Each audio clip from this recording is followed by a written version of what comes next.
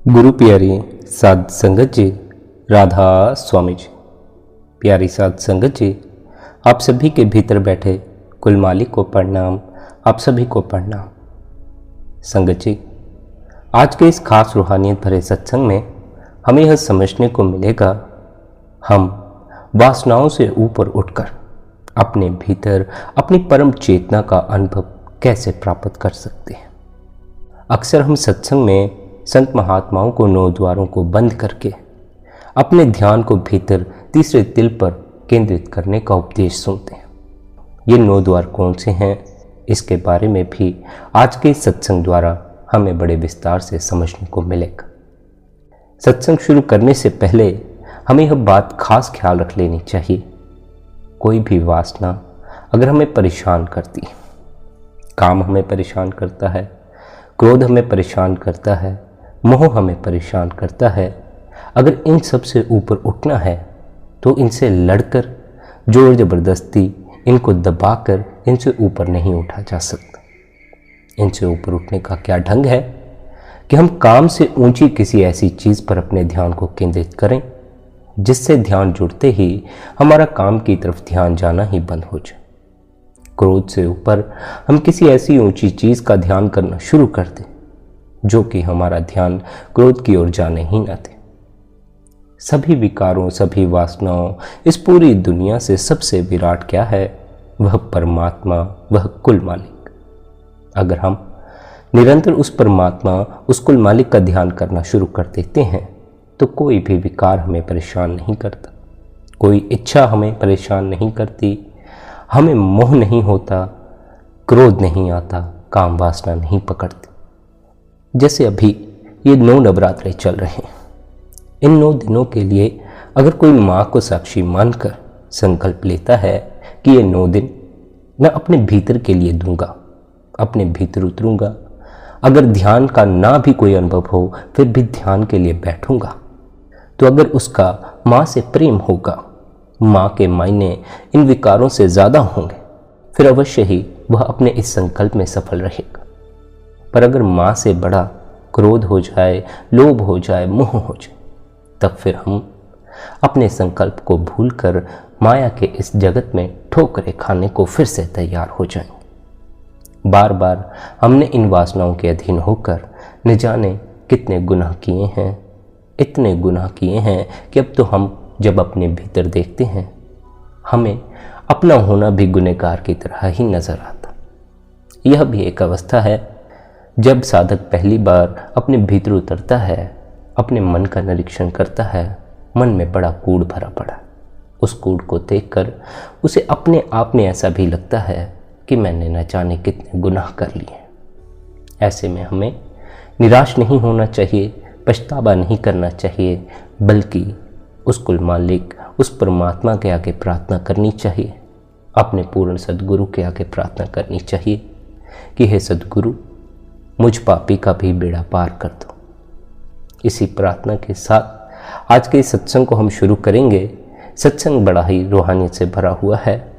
कैसे सद्गुरु हमारे पाप कर्म नाश करता है, कैसे हम 9 द्वारों से अपने ख्याल को मोड़कर भीतर केंद्रित करते हैं, आइए इसके बारे में विस्तार से समझते हैं। सत्संग के वचन हैं, गुरु मैं गुनहगार अति भारी। आप फरमाते हैं, जब तक हम अपने आप को पापी, गुनहगार और गिरे हुए न समझें और सद्गुरु के आगे प्रार्थना न करें, तब तक हमारा जन्म मरण खत्म नहीं हो सकता। हमारा मन दुनिया को इल्जाम देता है मगर अपने आप पर कोई इल्जाम नहीं लेता। इसके विपरीत जब तक हम अपने ऊपर इल्जाम नहीं लेते हम अंदर नहीं जा सकते, यानी जब तक हम अपने आप को गुनहगार और पापी नहीं समझते मन हमें अंदर नहीं जाने देता। मन दूसरों पर अटका रहता है, दूसरों को पापी साबित करने में लगा रहता है। जब कोई साधक, जब कोई शिष्य अपने भीतर उतरना शुरू करता है तो उसे अपने मन की यह चाल समझ आनी शुरू हो जाती। तब उसे नजर आता है मन अपने ऊपर इल्जाम नहीं लेता, दूसरों पर इल्जाम डालता है, और मन की इन चालबाजियों को देखकर शिष्य के भीतर प्रार्थना उठती है। शिष्य प्रार्थना करता है, हे सद्गुरु, मैं कामी भी हूँ, क्रोधी भी हूँ, लोगों के साथ छल भी करता हूँ, चतुराई भी करता हूँ। तू कृपा करके मुझे इनसे बचा ले। मैं लोभी भी हूँ, मोही भी हूँ, अहंकारी भी हूँ, और लोगों को तरक्की करते देखकर मेरे दिल में ईर्ष्या भी होती है। मैं क्या करूं, मुझ पर दया करो। शिष्य प्रार्थना करता है, हे सद्गुरु, मैं बाहर से अच्छा बनकर दिखाता हूं, लेकिन अंदर कपट ही कपट भरा पड़ा। मैं हिंसक भी हूं, झूठ भी बोलता हूं, और मान बढ़ियाई में भी धंसा हुआ हूं। ये सारे पाप मुझ में हैं, तू आ और मुझ पर रहम कर। अगर कोई मेरा निरादर करता है तो मुझे क्रोध आ जाता। फिर मेरे दिल में दुनिया की मान बढ़ियाई और हवस ही हवस भरी हुई है। मेरे दिल में दुनिया के ऐशो इशरत का, सुख का और लज्जतों का गुबार भरा हुआ है कि मुझे यह मिल जाए, वह मिल जाए, सब कुछ मिल जाए, ऐसी चाह भीतर बनी हुई है। शिष्य गुरु से प्रार्थना करता है, हे सद्गुरु, मुझ में ये सारे पाप हैं। मुझे अच्छे अच्छे खानों के स्वाद की आदत पड़ी हुई है। मन अच्छे अच्छे स्वाद मांगता है, इंद्रियों की लज्जतें चाहता है, और जुबान खट्टे मीठे रस चाहती। हे सद्गुरु, मैं तो लुट गया। मेरा प्यार तो सारी उम्र औरत से, दुनिया की दौलत से और बेटे बेटियों से रहा। यानी मैं सारी उम्र औरतों का, बेटे बेटियों का गुलाम रहा, इस दुनिया का गुलाम रहा, इस दुनिया के लोगों, इस दुनिया के पदार्थों का गुलाम रहा, या यूं कहो अपने मन का गुलाम बना रहा। शिष्य प्रार्थना करता है, हे सद्गुरु, मेरा मन पापी है। यह बुरे कर्म करके दुख ही दुख पाता है, सजा पाता है, मगर फिर भी पाप कर्म करना नहीं छोड़ता।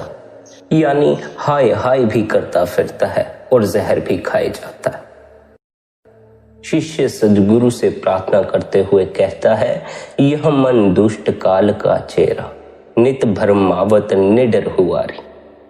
हे सद्गुरु, यह मन पाप करते हुए डरता नहीं, मुझे बार बार भरमाता है।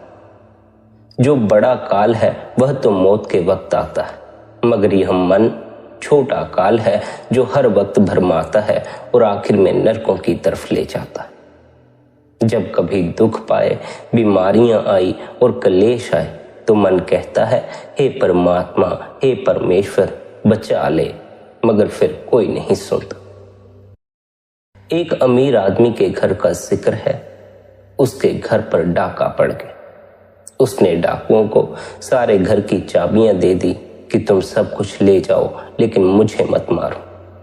उसने रहम की प्रार्थना की, मगर डाकुओं ने एक ना मानी और कहा, अगर हमने तुझे छोड़ दिया तो तू उठकर पुलिस को खबर कर देगा और हम पकड़े जाएंगे, हमारी कहानी खत्म हो जाएगी। यह कहकर उन डाकुओं ने उस अमीर आदमी को गोली मार दी और वह बेचारा मर गया। अब बताओ, कोई रहम करता है? कोई रहम नहीं करता। जब कभी कोई पाप किया, जेल खाने में चले गए। फिर अगर कोई कहे कि हे परमात्मा रहम कर, फिर परमात्मा रहम कैसे कर सकता? किसी की हत्या कर दोगे तो जेल में तो जाना ही पड़ेगा। किसी का नुकसान करोगे तो नुकसान उठाना ही पड़ेगा। फिर परमात्मा से प्रार्थना करके क्या फायदा? परमात्मा से प्रार्थना करो कि इतनी सोच ही बख्शे, इतनी समझ बख्शे। हम गलत तरह के कर्म करने के लिए कोई कदम उठाए ही नहीं। हमें इतनी हिम्मत चाहिए कि हम इस दुनिया में जहां निरंतर पाप बढ़ता जा रहा है, हम अच्छे कर्म करें।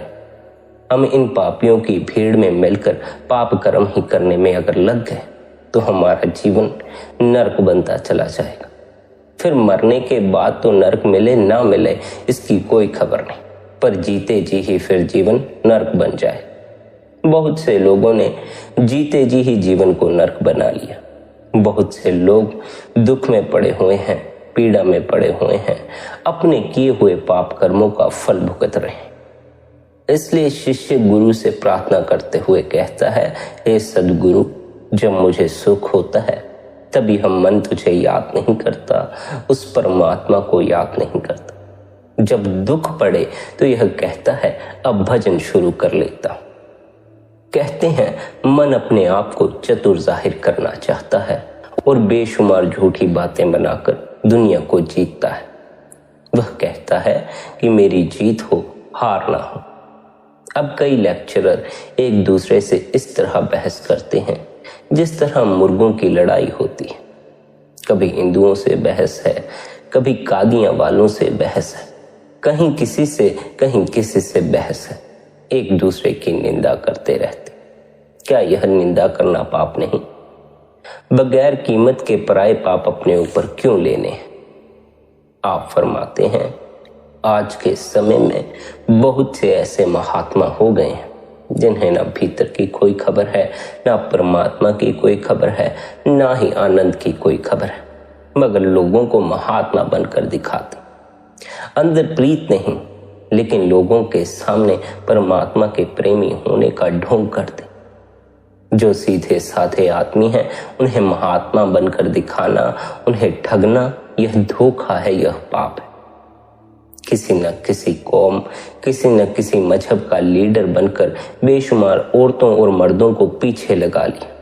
वे इसकी मान बढ़ियाई करते हैं, तारीफ करते हैं। यह सुनकर ये महात्मा फूले नहीं समाते, लेकिन ये महात्मा उन लोगों को झूठ में धकेल रहे हैं, धोखे में डाल रहे हैं। ये सब मन के पीछे लगे हुए हैं। मन अपनी चाल चलता रहता है और ये मन की चाल में फंसे रहते। इन्हें खबर नहीं मन इन्हें किस रास्ते पर ले जा रहा है। यूं ही नहीं, आजकल महात्मा भ्रष्ट हो जाते। असल में वे पहले ही भ्रष्ट हैं। उन्हें भ्रष्ट होने की कोई आवश्यकता नहीं। उन्होंने तो केवल ऊपर महात्मा होने का लबादा ओढ़ रखा है। भीतर से वे महात्मा नहीं, भीतर वही कपटी मन, वही कामी मन, वही लोभी मन मौजूद है। अगर मन ही मैला है तो बाहर से साधुओं वाले साफ सुथरे कपड़े पहनकर जीवन में कोई रूपांतरण नहीं होने वाला। अगर मन ही मैला है तो प्रभु का मंदिर साफ करने से कोई लाभ नहीं होने वाला। अगर मन ही मैला है तो अपने घर की साफ सफाई करते रहो, उसका कोई लाभ नहीं होने वाला।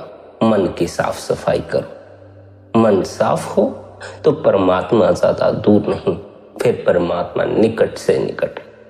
मन में इतनी मैल है कि परमात्मा निकट होते हुए भी नजर नहीं आता। इसीलिए सच्चा शिष्य सद्गुरु से क्या प्रार्थना करता है? शिष्य कहता है, हे सद्गुरु, मुझे याद नहीं कि मेरे कितने अवगुण हैं।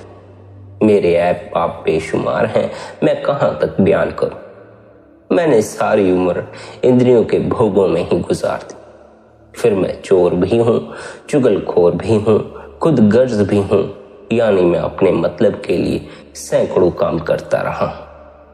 मैं खुद गर्ज हूं, फिर मैंने बहुतों का अपमान किया है, बहुतों की बेइज्जती की है।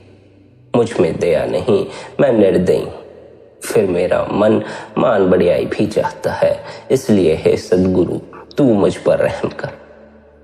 हे सद्गुरु, मैंने करोड़ों पाप किए हैं, मैं किस किस का बयान करूं, उनकी तो गिनती ही नहीं। मुझे अपने ऐब बयान करते हुए शर्म आती है। तू दयालु है, मेरे सारे पापों पर कलम फेर दे, मैं तेरी शरण में आ गया। सच्चा शिष्य सद्गुरु से प्रार्थना करता है, हे सद्गुरु, मुझ में न प्रतीति है न प्रीत है। मुझे पता नहीं कि आप मेरी मुक्ति किस तरह करोगे, मेरा उद्धार किस तरह करोगे। मैं हैरान हूं कि मुझ जैसे पापी को किस तरह संभालोगे। हे सद्गुरु, मुझ जैसा कुटिल, मुझ जैसा कामी, मुझ जैसा क्रोधी, मुझ जैसा पापी कोई भी नहीं। मैं हार कर तेरी शरण में आया हूं, तू कृपा करके मुझे सुधार ले। मैं बहुत तेरा चाहता हूं कि इन पापों को छोड़ दूं, मगर मन छोड़ने नहीं देता। आखिर हार कर मैं तेरी शरण में आ गया हूं, तू मेरी रक्षा कर। शिष्य प्रार्थना करता है, हे सद्गुरु, जो मैंने कहा कि मैं तेरी शरण में आया हूं, यह भी मैंने मुंह से कहा है, मेरा मन नहीं कहता। वह खोटा है, अभी भी दुनिया के धंधों के बारे में सोचता है, दुनिया की मान बढ़ियाई, काम क्रोध आदि के बारे में सोचता है। अगर मेरा मन अंदर से शरण ले ले तब तो कुछ बात बने। मेरी जुबान कहती है कि मैं तेरी शरण में आ गया हूं। कहते हैं यह भी झूठ है, क्योंकि अंदर मन ने शरण नहीं ली। अक्सर ऐसा हो जाता है, साधक शिष्य गुरु की शरण ले लेते हैं, लेकिन उनका मन शरण नहीं लेता। मन तो ऐबों पापों से ही भरा रहता।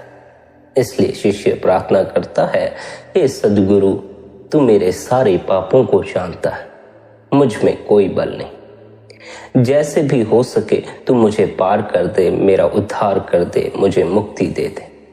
मेरी बुद्धि नीच है, मेरे अंदर बेशुमार संशय भरे हुए हैं। तेरे चरणों का ख्याल आता ही नहीं, तेरी प्रीत आती ही नहीं। मैं करूं तो क्या करूं? मुझ में करोड़ों ऐब हैं, ऐब भी ऐसे हैं जिनका इलाज ही कोई नहीं, यानी असाध्य रोग है। मगर अब मैं तेरी शरण में आ गया हूं, तू मुझे दवा दे दे, मेरे रोगों का इलाज कर। तू समर्थ है, तेरी बख्शीश, तेरी मेहर और तेरी दया अटल है। तेरा अधिकार है, तू जब चाहे मेरे पापों को एकदम टाल सकता है। तेरे लिए कुछ भी मुश्किल नहीं। मैं तेरे चरणों में बार बार विनती करता हूँ, यह प्रार्थना करता हूँ कि मुझ पर दया कर, बल्कि हार कर गिर ही पड़ा हूँ, क्योंकि मेरे पास और कोई इलाज ही नहीं। शिष्य प्रार्थना करता है, हे सद्गुरु, मैं सारी दुनिया ढूंढ कर तेरे पास आया हूँ। मुझे तेरे जैसा हकीम, रोग मिटाने वाला और कोई नजर नहीं आता। मैं बुरे से बुरा हूँ, मगर क्योंकि तेरी शरण, तेरी पनाह ली है, तेरी शरण में आ गया हूँ। इसलिए तू मुझ पर कृपा कर, रहम कर। मेरे पापों की कोई गिनती नहीं। अब तुझे ही मेरी लाज रखनी है। तू अपने विरुद्ध की, अपने नाम की लाज रखकर मुझे संभाल ले, यानी मेरी डूबती कश्ती को पार कर दे। अब शिष्य सद्गुरु से सवाल करता है और कहता है, हे सद्गुरु, मेरी इंद्रियों की धारा का बहाव बाहर की तरफ है, जिस कारण मैं बाहर के भोग विलासों, बाहर की लिश्तों का आशिक हुए बैठूं। मैं ऐसा क्या करूं कि मेरी इंद्रियों की धारा का बहाव बाहर से बंद होकर अंदर की तरफ बहने लग जाए? इसका जवाब देते हुए सद्गुरु शिष्य को क्या फरमान करते हैं? धुन आनंद अनाहद बाजे, गुर शब्द निरंजन पाया। सद्गुरु शिष्य को समझाते हैं, जब आप सचखंड के मार्ग पर जाओगे तो पहले 9 दरवाजे छोड़कर सूरज चंद्रमा पार करके निरंजन के देश यानी तुर्यापद में जाओगे। वहां धुन सुनाई देगी जो कि सचखंड से आ रही है। यहां से रूहानियत की क ख ग शुरू होती है और सचखंड पहुंचकर खत्म होती है। आप समझाते हैं, गुरु से प्यार तभी होगा जब इसे नाम के साथ प्यार होगा। जब शिष्य का नाम के साथ प्यार जुड़ जाता है, नाम की खबर लग जाती है, तो गुरु के असल स्वरूप की भी खबर लग जाती। जब तक हमें भीतर से नाम का रस आना शुरू नहीं हुआ, हमारा गुरु से सच्चा प्यार पैदा नहीं होता। ज्यों ज्यों नाम की कमाई की सुरत खंडों ब्रह्मांडों पर चढ़ती चली गई, गुरु की जो हैसियत, गुरु की जो इज्जत उन देशों में है, उसे देखकर प्यार आता है। जो अंदर ही नहीं गया, उसे क्या पता कि सद्गुरु क्या चीज है। अगर गुरु से प्यार नहीं तो नाम के साथ भी प्यार नहीं आता। जिस वक्त सुरत अंदर चढ़ गई, अंदर रोशनी हो गई, धुन प्रकट हो गई, वह अखंड कीर्तन है, हर वक्त हो रहा है, और वह रोशनी है जो शांति देने वाली। जब रूह ने उस पावर, उस शक्ति को पकड़ लिया जिसे नाम कहते हैं, भीतर शांति आ जाती, सब दुख दूर हो जाते, सब पाप नष्ट हो जाते। हर एक इंसान के अंदर अमृत बरसता है, लेकिन उसे कौन पीता है? आमतौर पर तो माया, काम, क्रोध आदि ही पी जाते हैं। हम दुनिया के खट्टे मीठे स्वाद लेते हैं, हमारी दौलत लूटी जा रही है, हमारे भीतर जो अमृत बरस रहा है उसकी हमें कोई खबर नहीं। जिस वक्त सुरत 9 दरवाजे छोड़कर तुरिया पद पर पहुंचती है, अमृत की वर्षा से रंग जाती है। अब रूह अपने देश, अपने घर आ जाती है। आप समझाते हैं, इस अवस्था में 5 इंद्रियों की धारा का बहाव बाहर से बंद होकर अंदर की तरफ बहने लग जाता है। अगर शिष्य को पूरा गुरु मिल जाए तो उसे गुरुमुख बनना चाहिए। पहले हमारी रूह पर यह स्थूल गिलाफ है, इसके अंदर सूक्ष्म है और उसके अंदर कारण है। जिस वक्त हम किसी पूर्ण महात्मा से उपदेश लेकर यहां तक चढ़ेंगे, आगे तुरीय पद आ जाएगा। वह सूक्ष्म देश है और वहां हमारा सूक्ष्म शरीर है।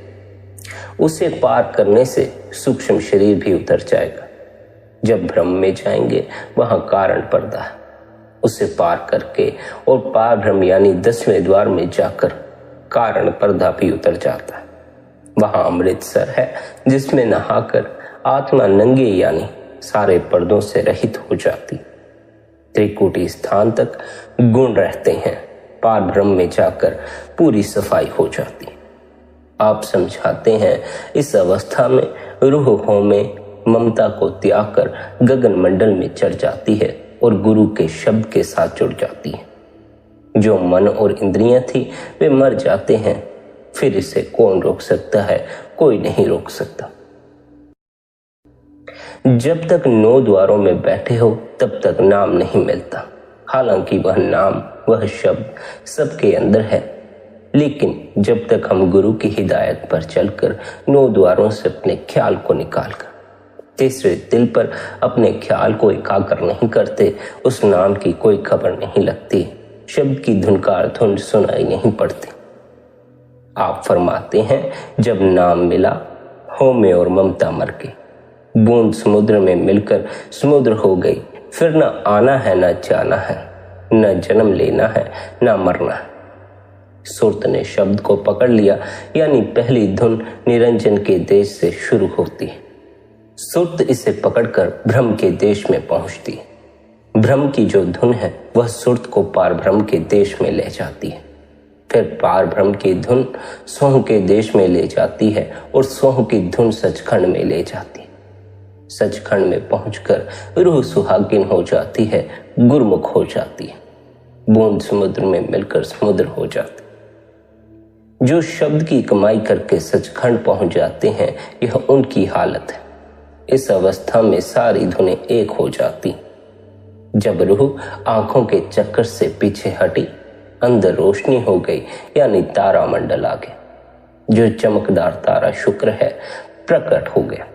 उसमें अपनी सुरत को जोड़ दो। जब सुरत जुड़ गई, तारा फट गया। आगे सूरज और चंद्रमा, उन्हें भी पार कर जाओ। आगे जोत आ गई। यह सच्चा ठाकुर द्वारा सच्ची मस्जिद है। इसे सहस्दल कबल या मकाम अल्लाह भी कहते हैं। इस जोत की शोभा देखने वाली है, जुबान उसका बयान नहीं कर सकती। इसकी रोशनी 1000 बत्ती की है। बेशुमार ऋषि मुनि इस पर आशिक हुए बैठे हैं, मगर इसके आगे नहीं जा सके। अब सदगुरु शिष्य को समझाते हुए फरमाते हैं, जब रूह ब्रह्म के देश को छोड़कर पार ब्रह्म यानी शून्य स्थान पर आ गई, वहां शंख की धुन से सुरत खींचती चली गई। जो धार सचखंड से आ रही है वह बांगे आसमानी है, कलाम इलाही है और रूह के लिए सीधी सीढ़ी है। उसे पकड़कर उसके पीछे पीछे जाना है, उसमें कशिश। वह रूह को खींचकर कहाँ ले जाएगी? जहां से वह आ रही है, यानी सचखंड में ले जाएगी। संतों का सत्संग करके और सदगुरु की दया से रूह धूर्धाम से अपने मालिक के देश में पहुंच गई और इस सुरत द्वारा सच्ची होली मनाई गई। वह धुन सचखंड से उठकर आ रही है। जब हमारी सुरत उससे जुड़ जाती है, हम भी उस धुन के पीछे पीछे सचखंड तक पहुंच जाते। उस धुन, उस शब्द, उस नाम की महिमा करते हुए आप फरमाते हैं, वह बेमिसाल धुन अंदर से आती है। क्या कहूं, न आगे से आती है, न पीछे से आती है, न दाएं से न बाएं से और न बराबर से। आती जरूर है पर पता नहीं कहां से आती। आवाज किधर से आती है? जिधर से हमें कुल मालिक की तलाश है, उधर से आती है। जो गुरु से शब्द लेकर उसकी कमाई करे और इस अंदर के पर्दे को खोलने का यत्न करे, वह असल योगी है। यूं तो योगी बहुत मिलते हैं। योग का अर्थ है जुड़ना। अपनी आत्मा से जुड़ना, उस परमात्मा से जुड़ना। परमात्मा से जुड़ना कब होता है? अपनी सुर्त से मिलाप कब होता है? जब मन के गिलाफ उतर जाते हैं, जब मन के ऊपर से तीनों गिलाफ उतर जाते हैं, स्थूल, सूक्ष्म और कारण। आम योगियों का मन ने बुरा हाल किया। जो इस अवस्था तक पहुंचते हैं, तीनों गिलाफ उतार देते हैं, वही असल योगी कहलाए जाते हैं। यह मन जब तक मैला रहा, असल योगी न बन सकोगे। इसलिए इस मन की मैल को साफ करने के लिए सद्गुरु क्या हिदायत देते हैं? सद्गुरु हिदायत देते हैं, खाते पीते, उठते बैठते, सोते जागते, अंदर बाहर जाते, काम काज करते हुए सिमरन करो। काम काज हाथ पांव से करना है, लेकिन सिमरन मन के द्वारा करना। अगर सिमरन में मन को लगाए रखोगे तो मन मैल इकट्ठी नहीं करेगा, पाप कर्मों की तरफ ख्याल नहीं जाएगा। फिर गुरु से लिप जुड़ी रहेगी, गुरु का स्मरण ही भीतर बना रहेगा। अगर गुरु द्वारा दिया हुआ सिमरन करके आप मन की मैल दूर ना करो, तो फिर गुरु आप पर बख्शिश करे तो किस तरह करे? हृदय रूपी बर्तन मैला है, वह उसमें रखे तो क्या रखे? माता पिता बहन भाई मतलब की सारी दुनिया से परमात्मा का प्यार ज्यादा हो, तब यह हालत या कामयाबी नसीब होती है। यह कोई आसान बात नहीं। जब कमाई वाले महात्मा की संगति करोगे, उससे नाम लेकर अंदर चढ़ाई करोगे, शब्द के साथ जुड़ोगे, तो मन, इंद्रियां, काम क्रोध काबू में आएंगे। तब कहीं जाकर भीतर शांति आएगी, तब कहीं जाकर मालिक की दरगाह में शोभा मिलेगी, सचखंड में प्रवेश मिलेगा। सद्गुरु शिष्य की आत्मा को उपदेश देते हुए समझाते हैं कि हे आत्मा, तेरे अंदर ईश्वर, परमेश्वर, भ्रम पार भ्रम है, और अंदर ही अमृतसर है, अंदर ही प्रयाग है, अंदर ही त्रिवेणी है, अंदर ही गंगा है, अंदर ही यमुना है। बड़ा अफसोस है, यह अंदर नहीं जाती, वह अमृत को छोड़कर पानी पीती। अंदर चढ़ो, वहां अमृत है, अमृत पियो। बल्कि अंदर अमृत का सरोवर है, उस अमृत को छोड़कर हम दुनिया के भोग विलासों की तरफ दौड़ते। आप फरमाते हैं, सागर क्षीर भरा घट भीतर, पीवो सुरत तानी। संत होका देते हैं हम करोड़ों युगों से, करोड़ों प्रलय महाप्रलय से 84 के जेल खाने में पड़े हुए। संत सद्गुरु सचखंड से आकर हम पर रहम करते हैं। वे आकर कहते हैं, आओ तुम्हें ले चलें, इस दुनिया की झंझटों से मुक्त करें, उस परमात्मा से मिला दें। तुम्हारे अंदर अमृत का समुद्र है, तुम्हारी डुबकी उस समुद्र में लगवा दें। वे हमें साथ ले जाने को तैयार हैं, लेकिन हम जाने को तैयार नहीं। जब उद्धव ने भगवान कृष्ण जी से कहा कि ये जो योनियां बनाई हैं, इन सभी को बैकुंठ में क्यों नहीं ले जाते, तो भगवान ने कहा कि हम तो ले जाने को तैयार हैं, मगर कोई जाता ही नहीं। उद्धव ने कहा, अच्छा मैं लाता हूं। अब सबसे नीची योनि सुअर की होती। उसने जाकर सुअर से पूछा कि क्या तुम बैकुंठ चलोगे? कहता है कि मेरे छोटे छोटे बाल बच्चे, मैं इन्हें छोड़कर नहीं जा सकता। संत होका देते हैं कि अंदर चल, मगर हमारे इतने खोटे भाग्य हैं, हमारा मन इस कदर दुनिया की लज्जतों का आशिक हुए बैठा है कि हमें अंदर जाने ही नहीं देता। पापियों को गुरु की भक्ति भाती ही नहीं। जिस तरह मक्खी चंदन पर, कस्तूरी पर, खुशबू पर नहीं बैठती, मैले पर चाहे सारा दिन भिन भिन करती रहे, इसी तरह हमारी भी हालत। हम अंदर के अमृत को नहीं चखते, अंदर के स्वाद, अंदर की खुशबू का हमें कोई अनुभव नहीं। बाहर के मैले पदार्थों पर हम भिन भिन करते फिरते। अगर दुनिया के कामों से ध्यान हटाकर तवज्जो अंदर ले जाओ, पर्दा खोलो, देखो अंदर क्या है। अंदर अमृत बरस रहा है, अंदर परमात्मा बैठा है, अंदर वह सुख है जिसकी खोज में बाहर दर्द ठोकरे खाते फिरते। इसीलिए आप समझाते हैं, अगर तू अंदर जाए तो गुरु को साथ ले ले, गुरु से प्यार और प्रेम बढ़ा ले। तूने तो मन के साथ दोस्ती कर रखी है। इतना ही नहीं, मन आगे इंद्रियों के अधीन है, वे जिधर चाहती हैं मन को खींच कर ले जाती। यह 9 दरवाजों में भटकता है। इन 9 दरवाजों में मैल बहती है, जिधर इंद्रियां चाहती हैं मन को ले जाती हैं। साथ ही साथ आत्मा को भी जाना पड़ता है, यानी यह आत्मा सतनाम की अंश थी, यहाँ आकर मन की गुलाम बनी हुई है। यह मन भी अपने घर को भूला हुआ है और आत्मा भी अपने घर को भूली हुई है। यह मन ब्रह्म का अंश है और आत्मा सतपुरुष की अंश है। जब से आत्मा सतनाम की पुत्री सचखंड से आई हुई है, मन के भोगों द्वारा जूते खा रही है। कभी कहीं कभी कहीं, कभी कुत्ता बनती है, कभी बिल्ला, कभी कीड़ा, कभी पतंगा। इतनी ऊंची होकर भी इसकी मिट्टी पलीद हो रही है। किसकी वजह से? मन की वजह से। इसलिए अगर तू गुरु का कहना माने तो तेरा काम पूरा हो जाए। गुरु क्या कहता है? गुरु कहता है तेरे अंदर वह आकाशवाणी, वह गुरबाणी, वह शब्द, वह नाम है।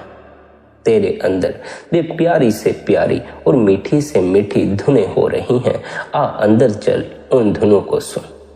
मगर उन धुनों को सुने को संत समझाते हैं कि यह आत्मा सारी दुनिया कर्मों और भ्रमों में जकड़ी हुई है और अपना प्रारब्ध भोग रही है। जिस तरह जिम्मेदारों के घर में जितने अनाज के दाने हैं वे अब खाएंगे, फिर भोगेंगे, फिर बोएंगे, फिर खाएंगे, इसी तरह आदमी कर्म करता है और उसका प्रारब्ध बनता है।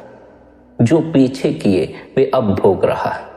इसलिए कहते हैं गुरु तेरे साथ है, तू उसका कहना मान। अपने अंदर जा ताकि तेरा जन्म मरण खत्म हो जाए, तू फिर जन्म मरण में आए ही नहीं। संत सदगुरु कहते हैं ऐ आत्मा तू होश कर, सदगुरु का हुक्म मान, उसकी सोहबत कर। तेरे अंदर अमृत है, तू जहर के साथ प्यार क्यों करती है? अपने अंदर चल, इस देह के भीतर उतर, अमृत की खोज कर, परमात्मा की खोज कर। अब जिसके अंदर अमृत है उसे छोड़कर जहर का इंतजाम कर ले। क्या आप उसे अक्लमंद कहोगे?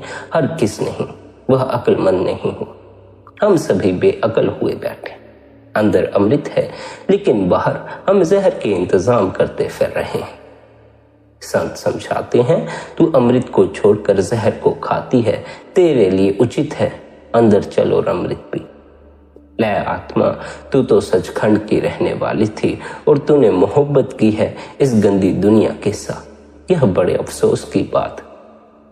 ऐ आत्मा, जितनी जल्दी हो सके इस दुनिया की मोहब्बत को कम करके अंदर पर्दा खोल और सचखंड चल।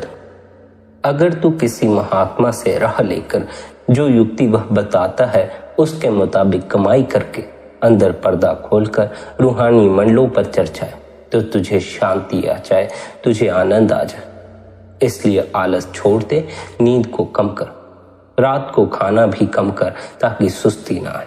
फिर देख तेरे अंदर क्या हो रहा है। वह अनहद धुन हर वक्त तेरे अंदर जारी है, उसमें रूह को जोड़ दे। हर एक आदमी के अंदर कीर्तन हो रहा है, चाहे वह आदमी हो, चाहे औरत हो, चाहे किसी धर्म का हो, किसी मजहब का हो, किसी कौम का हो। हर व्यक्ति के अंदर वह अनहद शब्द की मीठी धुनकार धुन हो रही। तुम सो जाओ, वह नहीं सोती। जब तुम उसे सुनोगे मन ठहर जाएगा। साथ ही साथ यह भी सोची यानी शुरू होगी कि शरीर सोता है, आत्मा नहीं सोती। लेकिन इस बात की सोची और समझ कब आएगी?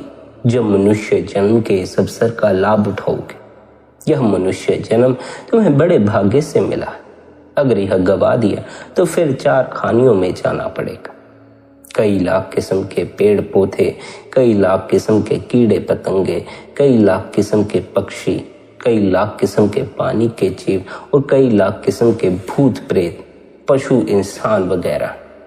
न जाने कहाँ कहाँ ठोकरें खानी पड़े, किस किस जामे में भटकना पड़े, किस किस योनि में भटकना पड़े। जिसे भी मुक्ति हासिल करनी है उसे मनुष्य जन्म में ही मुक्ति हासिल हो सकती है।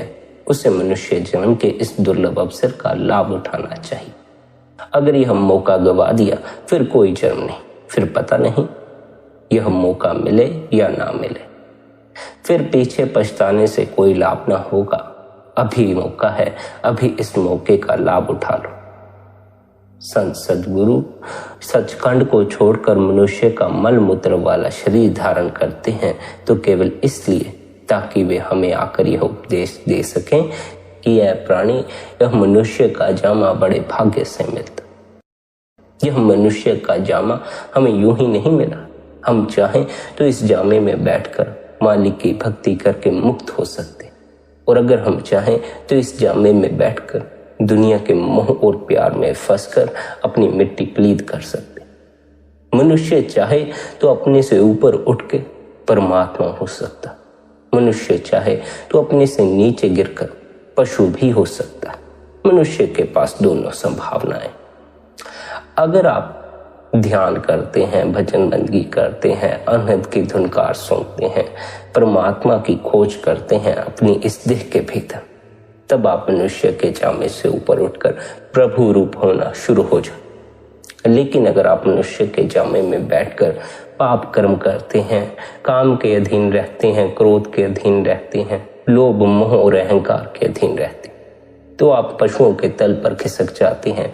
फिर आप मनुष्य भी नहीं रह जाते। प्रभु रूप होना तो बड़ी दूर की बात। मनुष्य पापी भी हो सकता है, मनुष्य पुण्य आत्मा भी हो सकता है, मनुष्य शैतान भी हो सकता है, मनुष्य परमात्मा भी हो सकता है। मनुष्य के पास दोनों संभावनाएं। लेकिन बहुत से मनुष्य ऐसे हैं जो शैतान हो जाते, बहुत से मनुष्य ऐसे हैं जो मनुष्य जन्म में ऊपर उठने के बजाय नीचे गिर जाते। हमें पशुओं के तल पर नहीं गिरना, हमें परमात्मा के तल पर उठना। परमात्मा के तल तक उठने के लिए, परमात्मा का रूप होने के लिए हमारे पास मनुष्य जन्म का यही एक मौका है। मनुष्य का जामा ही एक ऐसा अवसर है जिसमें बैठकर हम परमात्मा की भक्ति करके परमात्मा में समाकर परमात्मा का रूप हो सकते। इसलिए संत महात्मा हमें बार बार समझाते हैं कि ऐ शिष्यों, ऐ साधकों, यह मनुष्य का जामा तुम्हें यूं ही नहीं दिया गया। यह तुम्हें दिया गया है मालिक की भक्ति करके, मालिक में समाकर मालिक का रूप हो जाने के लिए। इस अवसर को ऐसे ही मत गवा दे। जिस परमात्मा के आगे माथे टेकते हो, जिसकी पूजा प्रार्थना करते हो, जिससे दिल लगा बैठे, उसी का रूप हो सकते हो, तो उसका रूप क्यों नहीं हो जाना चाहते? अगर उसी में समा जाने का अवसर आपके पास उपलब्ध है तो उसमें समा जाना चाहिए। लेकिन हम शायद परमात्मा में समाने को राजी नहीं, हम शायद परमात्मा से मिलने को राजी नहीं। हम परमात्मा को केवल और केवल इसलिए पूछते हैं ताकि हमारी जो मांगे हम पूरी न कर सकें, वह परमात्मा पूरी कर। मिलन हम परमात्मा से नहीं करना चाहते, क्योंकि अगर परमात्मा हमारे सामने आकर खड़ा हो जाए हम तो शर्मसार हो जाए। हम ऐसे ऐसे कर्म करते हैं, ऐसी हमारी गलत सोच है कि हमें परमात्मा के सामने खड़े होने में शर्म आ जाए, हमारी आंखें झुक जाएं, हम नजर तक न मिला सके। इसलिए हम परमात्मा से मिलाप नहीं करना चाहते। संत सदगुरु हमें समझाते हैं, जो पाप कर्म कर बैठे हो उनकी क्षमा मांग लो। परमात्मा के पास बहुत बड़ा दिल है, वह गलतियों की फिक्र नहीं करता। अगर वह भी गलतियों की फिक्र करने लग जाए तब तो फिर आपको कहीं माफी मिले ही नहीं, तब तो आप फिर अपने कर्मों का बोझा ही ढोते रहे। लेकिन परमात्मा का दिल बहुत बड़ा है, वह सबको माफ कर देता है, वह पापियों को भी माफ कर देता है, दुराचारियों को भी माफ कर देता है।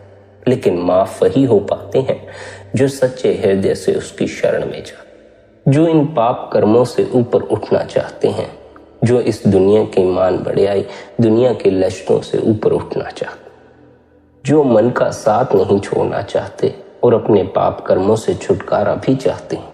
उनके पाप कर्म नाश नहीं होते, क्योंकि मन के पीछे लगकर ही पाप किए बैठे हैं। जिस मन के पीछे लगकर पाप किए हैं उसे ना छोड़ना चाहो तो पापों से मुक्त कैसे हो पाओगे? जैसे जैसे भीतर के शब्द का रस आने लगेगा, मन मरना शुरू हो जाएगा। शब्द में मन लीन हो जाए तो पाप कर्मों की तरफ ख्याल जाता ही नहीं, फिर खोटे कर्मों की तरफ ख्याल जाता ही नहीं, फिर हमारे भीतर मैल इकट्ठी नहीं होती। अब भी तो हमने बड़ी मैल इकट्ठी कर ली है, हमें उस मैल को साफ करना है। जैसे जैसे हम गुरु द्वारा दिए हुए भजन सिमरन द्वारा भीतर की मैल को साफ करते जाएंगे, भीतर की मैल साफ होती जाएगी, भीतर का शून्य प्रकट होता जाएगा, भीतर का आनंद, भीतर का अमृत प्रकट होता जाएगा। हमें सदगुरु द्वारा दिए हुए सिमरन द्वारा, सदगुरु द्वारा दिए हुए अभ्यास द्वारा निरंतर मन की मैल साफ करनी।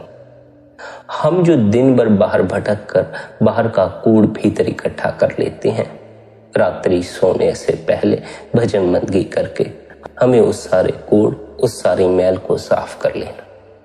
सुबह जब हम अपने दिन की शुरुआत करने लगते हैं तो दुनिया के कामकाज करने से पहले, दुनिया के झमेलों में पड़ने से पहले हमें भजन मंदगी कर लेनी है, ताकि हमारे मन पर दुनिया की मैल का असर ना पड़े।